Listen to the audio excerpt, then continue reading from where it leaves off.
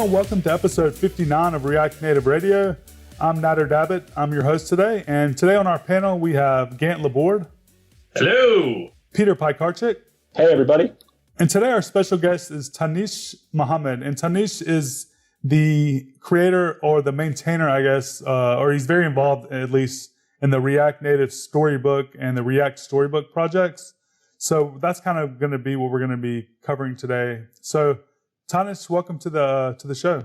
Hi, guys. Hi, everyone. So before we get into the topic, can you kind of go over how you got into programming and what you do currently for a living? Okay. Before that, I like to say I listen to React Native Radio while commuting. So All right. It feels great getting invited to speak in that. So then I actually started programming when I was so small. I can't remember when. I've been doing all kinds of stuff, like starting with web development and then moving to ethical hacking and then computer game development, CryEngine and stuff. And then finally, I was building some backend systems at Kadira, and now again moved on to web development. And after completing my computer science degree, I started working on a startup called Kadira, which was a performance monitoring tool built for Meteor framework. I was working with Arnaud, and later we started a new startup for front-end UI development tools. And with that, we wrote a product called React Storybook, and then later we wrote React Native Storybook, which we are going to talk today, I guess. We are going to make the startup work with a commercial tool called Storybook Hub, but unfortunately it didn't work out. So right now I am working on a product called Creately at Synergix, which is an online diagramming tool. And I'm working with Storybook when I have time, like in the mornings and weekends, I guess. Oh, wow. That's super interesting. So, yeah, I think I remember seeing something on Hacker News about that story behind Storybook and how the company, ended up not, I guess, going forward. So can you kind of, I guess, before we go into the React Native Storybook and all the technical stuff, can you kind of talk about why you created Storybook and what problems it kind of solved, and if you were expecting this many people to kind of jump on board and be using it? Yeah, sure. Before starting the whole UI development tools and the startup thing, we were actually rewriting the Kadira dashboard, which was previously written with Meteor Blaze UI framework, but we want to write it in React. We were converting it and making some changes. So we needed a tool so our developers can easily check what needs to change, and it's to make it easier to review and do stuff like that. So Arnaud had this idea to write a small tool. It was a really basic version of React Storybook, but it almost had the same UI. The header and the sidebar was the same, and we didn't have any add-ons at that time. So it took like a day or two, I guess. He wrote it, and we started using it at Kadira to convert the Kadira UI dashboard to React. And we had this idea. So Kadira was doing okay, but we want to make the startup go bigger. So we were hoping maybe we can tap into UI development tools. So we are completely going open source with all the tools, but there are some features like you guys say, like cloud storage and stuff. Those can be commercial. So we are going to planning something to do in that direction. So we work hard with React Storybook and pushed it. And as I said, we made a tool called Storybook Hub to go with it, with some cloud features like user login, command systems, GitHub integration, building storybooks online for each commit and stuff like that. And there are all kinds of stuff. And for that, we also, at the same time, I thought maybe for React Native, it might be even more useful than React, because reviewing web app is okay, but reviewing mobile apps, it's even more difficult. So I started writing React Native Storybook, and others joined in, and we pushed it, and now it's open source. So I guess for people that haven't used React Storybook or React Native Storybook, can you kind of talk about what it does and what problems it solves for developers? Yeah, sure. It's kind of like an isolated development environment for React or React Native components. Let's say when you are working on UI with component-based UIs, you have to work with individual components at a time, not the whole application. So with React Storybook, what we can do is what it does is it lists all your components in a menu with different states they can be in. If we take an example, let's say if we take a user login component or user login screen, user login view, or something like that. The user login can be in a state where the user enters it the first time, or when the user has entered wrong login information, or the user got locked, or there can be many states it can be in. So what React Storybook does is it lists components and the states they can be in. It's quite easy to write stories, so you just have to write stories for each state, and it'll just show up as a nice menu. So when you want to work on a component in a particular state, you just select it, and it will show up in the preview area for React, or for React Native, it will actually show up in the mobile device. So while checking it out, you can make changes to the code to see how it changes, and you can switch states and see how they change, and kind of work on a particular component in it's a particular state. We call it a story at a time. So it's easier to narrow down, break problems into smaller pieces, and work on small part of the problem at the moment, so we can go more detailed. Yeah, that makes sense. I mean, we've been using React Storybook. We haven't used React Native Storybook yet, but we use React Storybook actually every day in our company, which is pretty cool. We've really enjoyed it. So one thing I have, like, as a personal question, when we use React Storybook, what's the easiest or best way to integrate your like React components that are being worked on separately, and then if you want to integrate those into a project? So I guess, say you have some React components that you want to share across a few different projects. What's the best way to do that without having to I don't know. I don't even know what the best way to I guess word the question is. But say if you have like 3 projects using one React Storybook, what's the best way to integrate all of those into that project? If you have like a UI framework or something, the other projects are going to use, you can create a new GitHub repository for it, and it's not going to have any real applications, just the components and the storybook. So if you want to, with React Storybook, we can actually push the component into GitHub pages, or we can build a static version of the site, so it's easier to check it out later. Anyways, you have to create the bunch of components and the stories for them, and create a new repository for it. And when you want to check how the components look like or how they behave, you can clone the repository and start the storybook. So without an application using those components, you will be able to see how they look and behave. So when you want to use it, Storybook usually doesn't get involved at that stage. So the application just going to use that repository and going to use the components. Storybook actually comes into play when you are writing the components or reviewing changes done to it. Most of the time, I guess. Can you talk a little bit about how it sort of works? So I think I'm misunderstanding. So let's say, I use Gantt's Amazing Ignite starter, and I create a brand new React Native project, and I want to, use Storybook to edit some components. Will it intelligently find those components for me, or do I have to drag and drop things? Can you talk a little bit more about how that works? Okay. React Native Storybook works with projects created with the React Native CLI. So after writing them, there's another tool called Get Storybook. You have to install it like npm install global Get Storybook, and it's actually a tool to make integrating React Native Storybook easier with existing projects.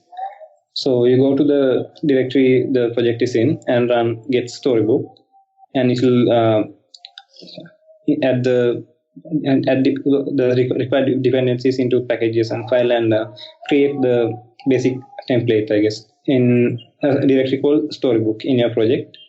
Inside there, you have to manually add all your components. We say stories are built like categories, or we call them kinds, and then stories. So you have to create a file which explains how stories are written. If you go to the React Native Storybook project, I think that's an example. Yeah, I think it comes with a button example out of the box. Yeah.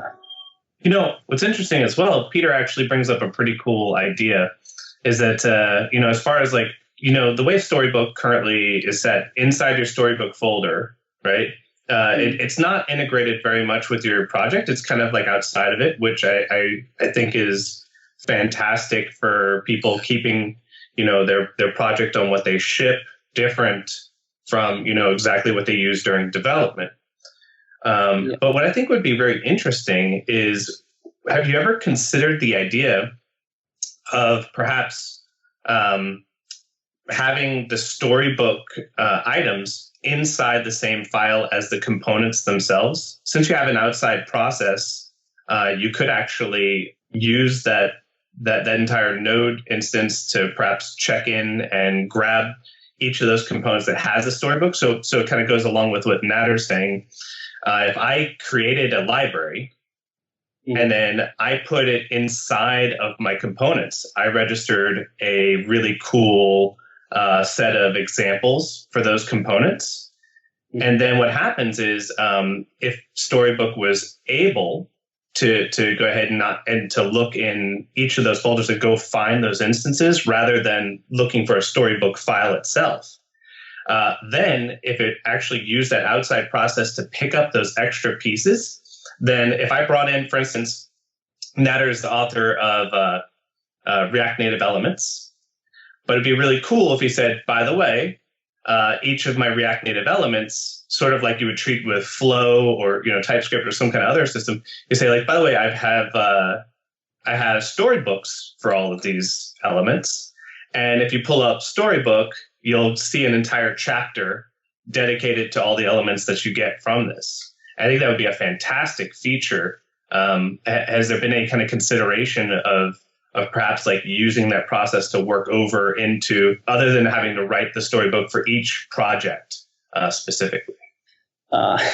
Actually, we are trying to avoid that altogether. Oh, okay. It sounded like a philosophically awesome thing. So I guess also with your answer, tell us why you're avoiding it. What we were trying to do was, with all the React Storybook stuff, we were trying to stay out of the project code as much as possible. Like, don't touch users' code. I mean, it was kind of like a rule we had when we were planning the Storybook. So that's pretty funny. So okay. if for React Native Storybook project, usually the Storybook directory contains all the stuff, or you can create. We recommend creating new separate story files along with component file. Let's say there's a button.js which has the button component. That we can write a new one called button.story.js, or like how we write tests in some languages like Go. Let's say Go adds like _test.go for test files along with the source file. So like you can have the component JS file and the component story.js file. So they'll be two separate files, but they'll be placed together. It works really well with React Storybook, but for React Native Storybook, we have to list all those files manually, which sucks actually. So we are working on it. Maybe with the new There's a project called Whole, which is using Webpack to build React Native projects instead of the current builder. So we are trying to use it. So with Webpack we can do all kinds of stuff. So we're trying to see whether we can move to that thing instead of using the React Native packages. So we can automatically load all those story files and do more interesting stuff with them. Does it currently support Hull? No, we are working on it. Hopefully we can push it soon. Gotcha. And, that actually it brings up another interesting thing. There's a lot of, I know philosophically it sounds like you want to stay out of, essentially what decisions are being made by the developer. But that's sort of, I feel that, with Hull, and then also I know there needs to be code modification for the user for it to support create React Native app as well still. I mean, I know you support it, but I almost feel like whether you like it or not, you're going to be dragged kicking and screaming into knowing the user's code just a little bit. Because, obviously, depending on what they choose, it'll be interesting. If you're able to stay outside the project that much, I hope that it continues. But yeah, as Hull kind of comes in, is that something, even if the user is wanting to use Packager, you're going to still go ahead and just be tied off to the side with Hull, correct? We are planning something like the user can use whatever packager they need with their own project. Let's say the React Native packager or Whole itself, we don't mind. For Storybook, we are planning to use Whole. So Storybook is a separate app. So gotcha. Cool. Hopefully it's not going to affect the user or how he's planning to work on his app.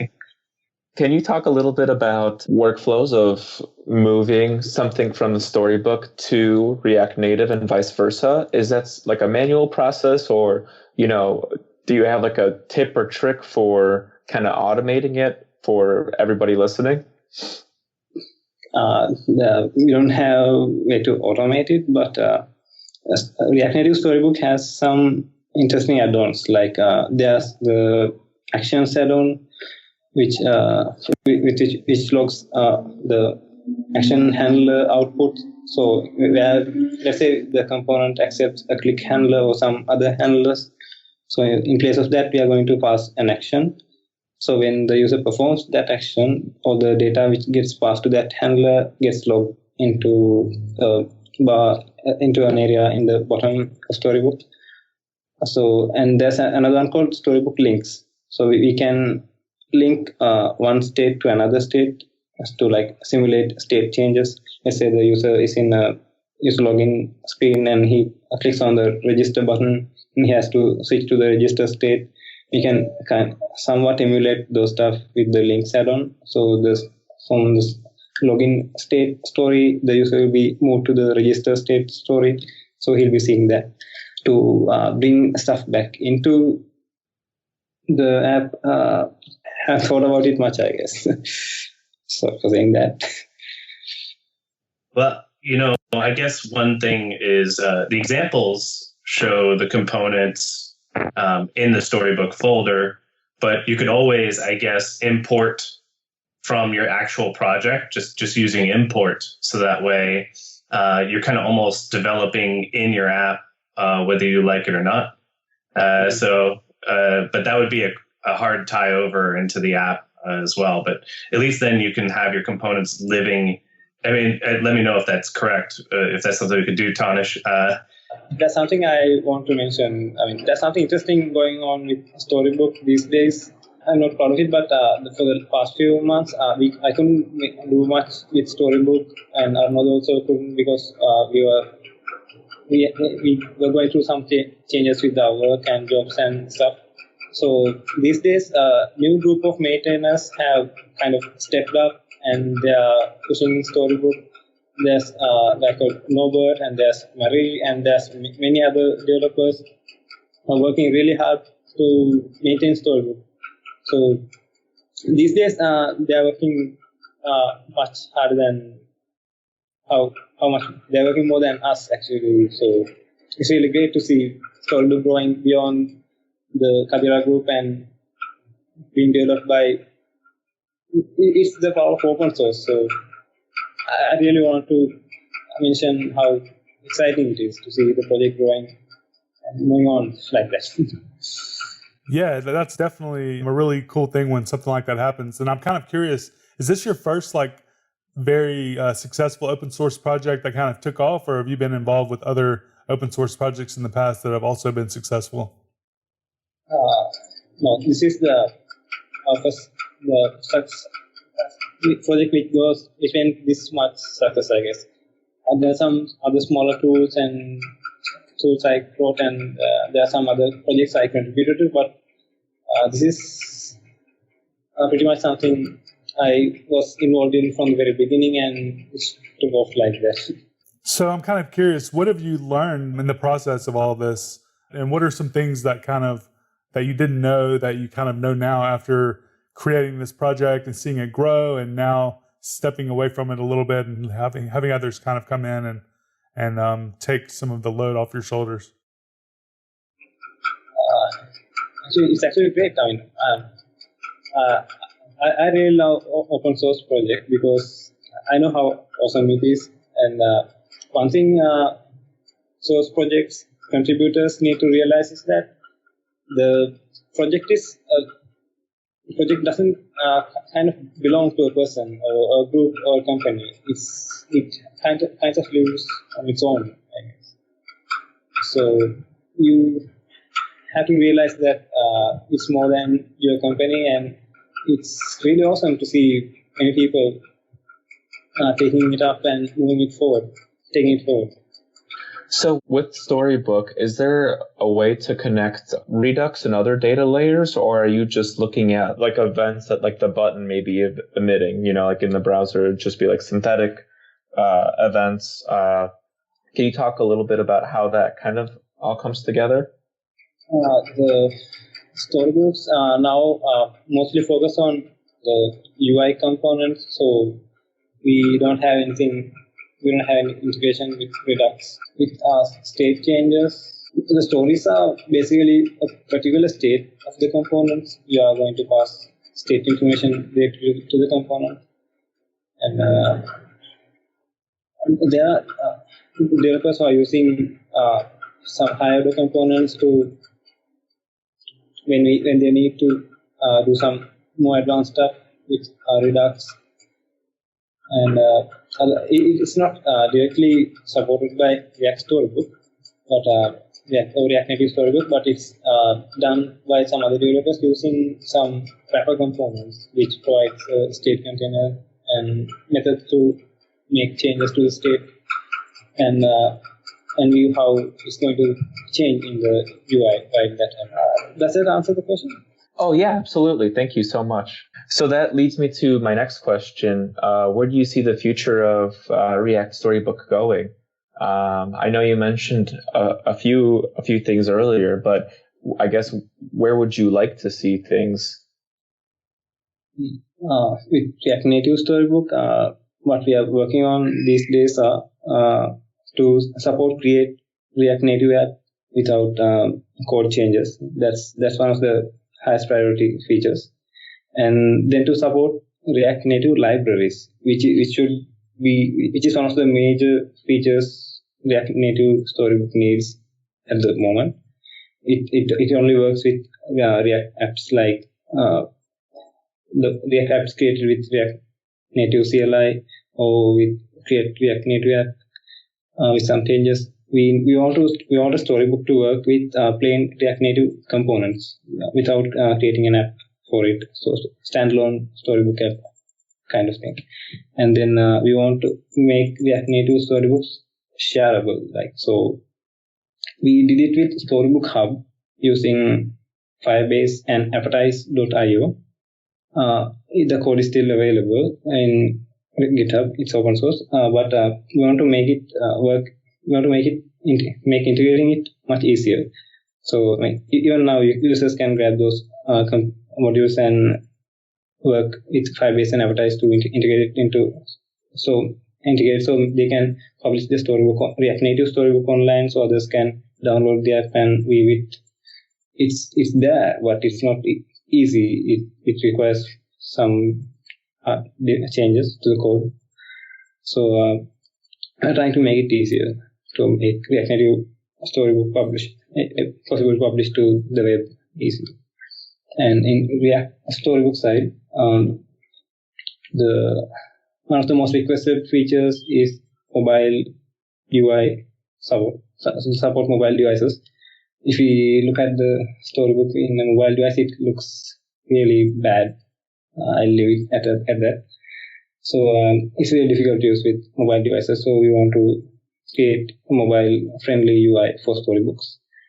And then there's some additional customization features, like users want to customize how their Storybook looks, like theming support, kind of thing. We are also making Storybook more customizable as much as possible, so users can write more add-ons to take care of their problems. It's much easier than making everything into Storybook.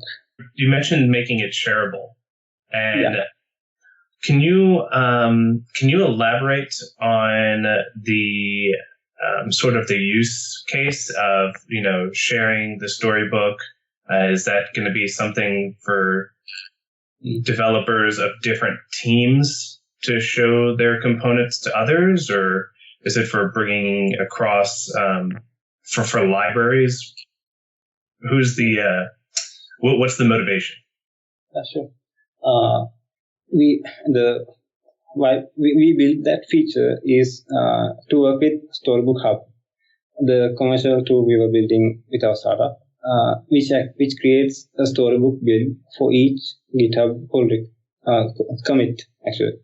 So when reviewing pull requests, users can just launch their Storybook, and it shows a link to the APK file. Users can download and install into their phone, and the Storybook will be available online, and the app will be running on your mobile phone. So you can switch stories and see how it views on your mobile phone. So you see, you don't even need a computer in this process. You just go to the GitHub link and click on the Storybook, and then download the app into your mobile phone and see how it changes. So it makes the work much easier. So there are some developers who requested this feature. I think there's an open issue on React Native Storybook repo, which open pull request, which is on something similar, and we were discussing this feature. Developers want to share their Storybook with others over the internet, so other people can look at it, make comments, or I don't know, it's with their own workflow. But I think it makes Storybooks even more powerful when you can share it online without running a server, and maybe host it on Heroku or push it on GitHub pages. So users can just go into the repository, click on a link, launch the Storybook, and load the app in your mobile phone and interact with it to see how the components actually work. Very cool. Very cool. So I guess I have a question. This is about React XP, which was released a few days ago by Microsoft. And React XP basically is built on top of React Native, and it allows you to also compile to web and to Windows without any extra steps or processes. And it's kind of new, so it doesn't really have like a way to create a React XP app. So it's kind of hard to play around with. So it's just brand new, and there probably hasn't even been a conversation around this yet. But I'm kind of curious, would you think of integrating React Storybook with React XP and having a single Storybook that targets both the web and native?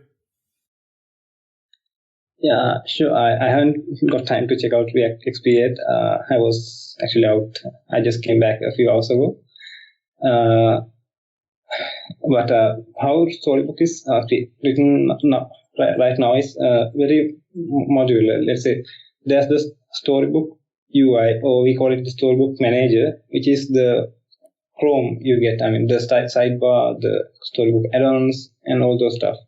And there's the Storybook Preview area, which communicates with each other using what we call the channel, Storybook channel. So the React Storybook uses post message. So React Storybook, the preview area is loaded in an iframe. So it uses post message to communicate between them. In React Native Storybook, it is using WebSocket connection. So the app and the Storybook can communicate with each other. And in the Storybook Hub case, it was using Firebase to communicate it. And with React XP, if you are going to use React XP, we only need to write the preview area of the Storybook. Even with the current React Native Storybook, you can replace the preview area by writing a Storybook add-on.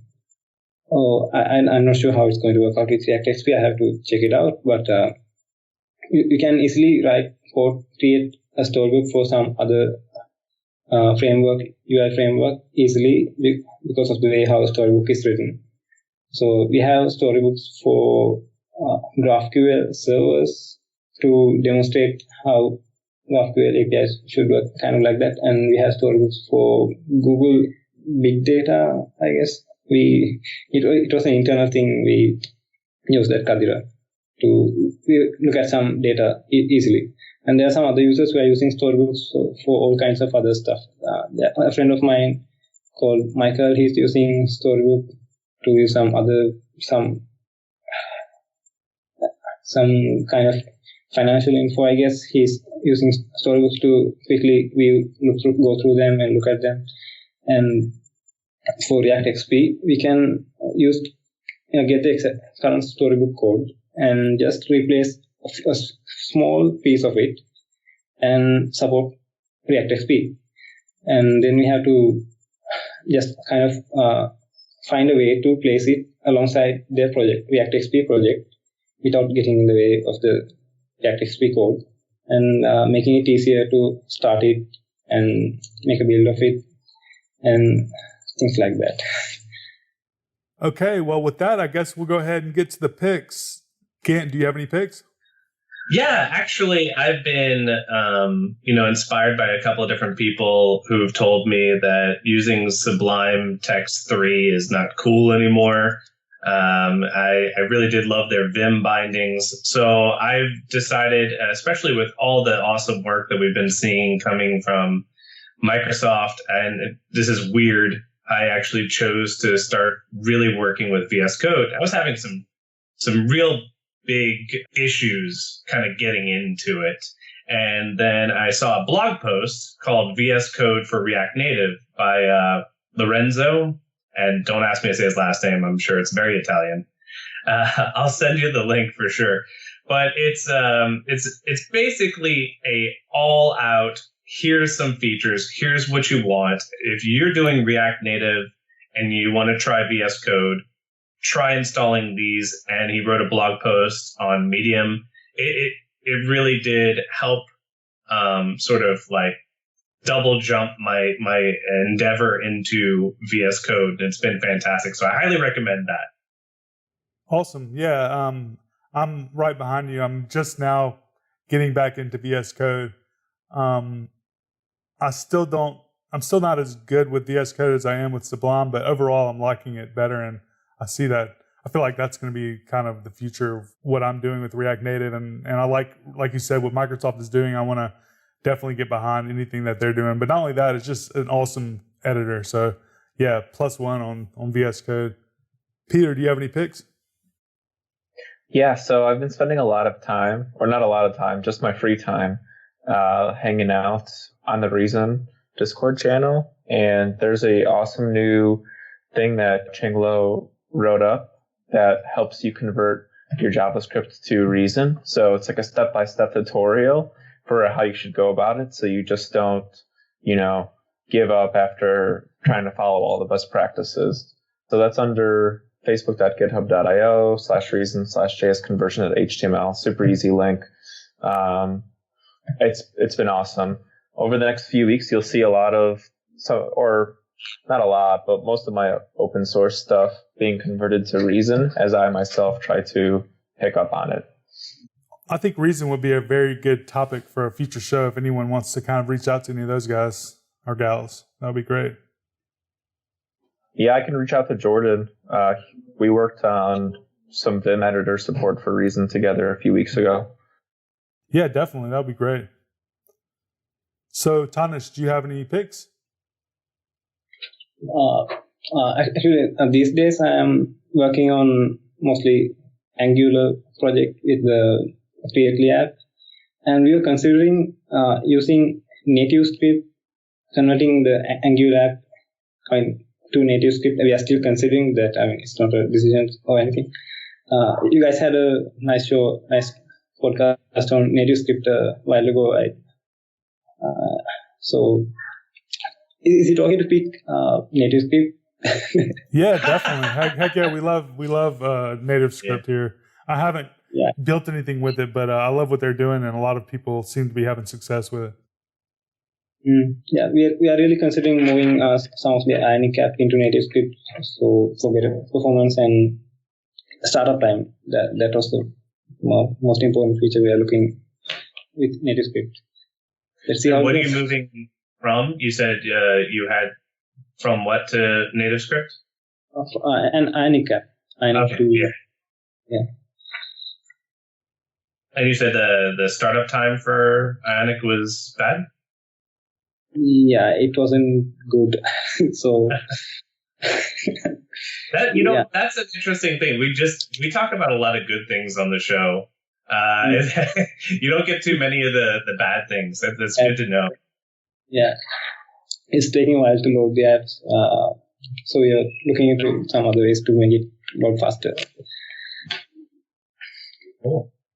Okay, well, before I get to my picks, I wanted to give a quick mention to a couple of conferences coming up. The first is React Native EU in September, and that's going to be in Wrocław, Poland. So it's basically going to be a React Native conference that is going to be the kind of the first one in Europe that specifically talks about React Native. It's going to be really great.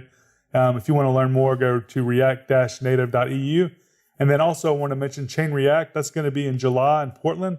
And it looks like it's going to be an awesome conference. So if you're interested in React Native, I definitely recommend checking it out. It's at infinite.red/chainreactconf. So if you want to learn more about tickets, go there.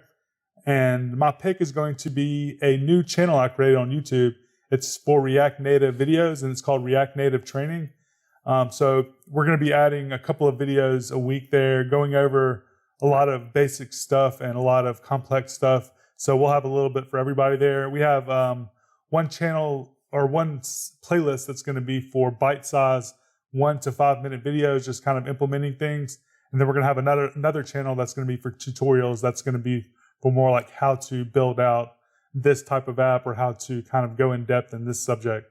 So if you are interested, go to YouTube and look for React Native Training and subscribe to my playlist. Very cool. By the way, Nader and I will be at both the conferences that he mentioned as well. So it's a great opportunity to see, meet everybody. Hopefully we'll see some more of these speakers here. Additionally, I'll be going to Amsterdam. I should have added that to my cool pick. I'll be going to the Amsterdam, which has a React Native entire channel. So we'll be seeing a lot of cool stuff there as well. I'm so jealous. I'm trying to make it out to React Native EU, considering that's where my mom's from. So my whole Polish family is outside of Wrocław, is how it's pronounced in Polish. So that's super exciting. Nice. Okay, well, I guess that wraps up episode 59 of React Native Radio. Thanish, thank you so much for coming on and joining us this morning. Thanks for inviting, guys. That's a great project. Very cool work. It's good to see it. Sure. See you. Good to see you too. Thanks for listening, and we'll see everyone next week.